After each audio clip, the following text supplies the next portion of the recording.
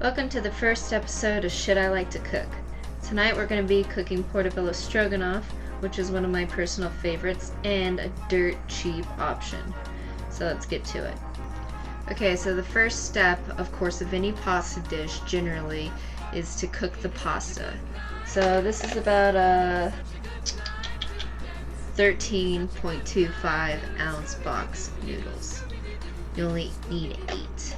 Also, you can note the whole wheat option, and yeah, it's great value because I fucking shop at Walmart. I work at Starbucks. I don't have money. Alright, the next step is going to be to melt a tablespoon of either butter or margarine in a large pan. The pans that I like to use are ones that can easily hold pasta as well, because at the end I like to mix in the pasta with the ingredients because it absorbs the flavor better and it just makes an overall more easy to clean dish. The next step that we're going to do is we're going to slice up some portobello mushrooms. Let's take a look over here. You'll notice that these are kind of funky looking guys. These are portobello mushroom caps. Usually I would like to get the portobello mushrooms themselves, just the little baby bellas are fine, or the sliced ones. They also come in strips. For this recipe it usually calls for strips since it is a stroganoff-esque dish, but you don't have to. I usually just chop it up into thick pieces. Also, you can use button mushrooms because they're a cheaper option. I use both because it saves me a little bit of money and it adds a little bit of variety, so that's one thing you can do. The next step we're going to do is to chop up a medium onion. I've already peeled it.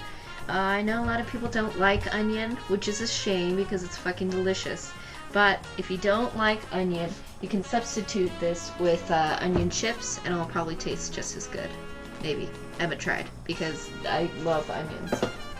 No, so we're just going to chop up that onion, add it to a small bowl off to the side with the portobello mushroom. And the last step of this process is going to be to mince up a clove of garlic. If you're like me and you love garlic, you should add a few more. I usually do about 3 good-sized cloves in any dish requiring 1 clove, because 1 clove isn't enough, I think, to give sufficient flavor. Now that the portobello mushrooms and button mushrooms that I have are all pretty well browned, the onions are softened, and I salt and peppered it a little bit, we're going to add the next ingredients. A cup or so of beef broth and a tablespoon or 2 of tomato sauce. Now make sure it is tomato sauce and not tomato paste. You can also use ketchup if you don't have any tomato sauce. And if you don't have beef broth and you're in a real fix, you can also use water and put some beef bouillon in there. So we're going to let that cook for about 5 minutes.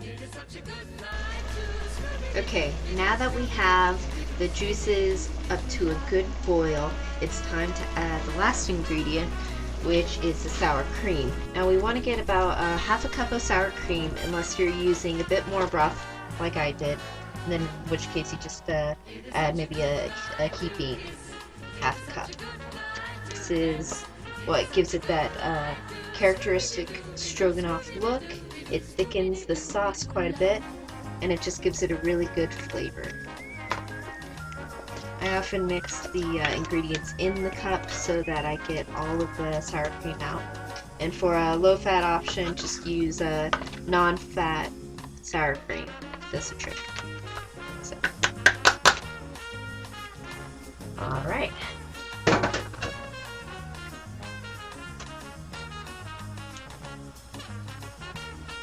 Now the last step of this, of course, is to add some pepper.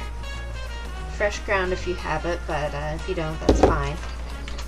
Then you can use dried parsley for this, or fresh. I prefer dry so I don't waste a lot of the fresh, since it only requires, just a pinch, really. So that's plenty. Let it cook just a little bit more. I like to combine this with the noodles themselves and just dump it in. I also like to put just a little pinch of Parmesan cheese on top to make it look pretty. And we're done.